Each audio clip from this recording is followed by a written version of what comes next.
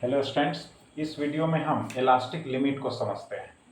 तो देखो, एक वायर को कंसीडर करते हैं। वायर को सस्पेंड कर दिए हैं। अब सपोज करते हैं इसका लेंथ जो है कैपिटल एल है। अब इस छोर, ये तो फिक्स है यहाँ, इस छोर से हम फोर्स लगाते हैं एफ।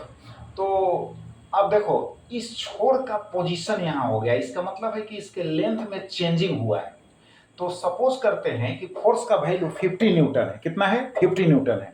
अब इस 50 न्यूटन फोर्स को जैसे ही हम रिमूव करते हैं, है ना, तेवही जो है यह छोर फिर अपना पोजीशन, जो ओरिजिनल पोजीशन है, उसको रिकवर कर लेता है। इसका मतलब है कि वायर जो है ओरिजिनल लेंथ को रिकवर कर लेता है। क्लियर?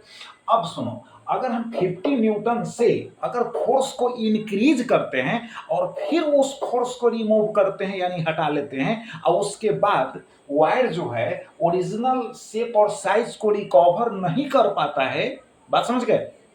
नहीं कर पाता है, इसका मतलब वह न्यू शेप और साइज को प्राप्त कर लेता है। बात समझ में आ गई? तो इससे स्पष्ट हो रहा है कि उसका इलास्टिसिटी का जो लिमिट है वह पार कर चुका है।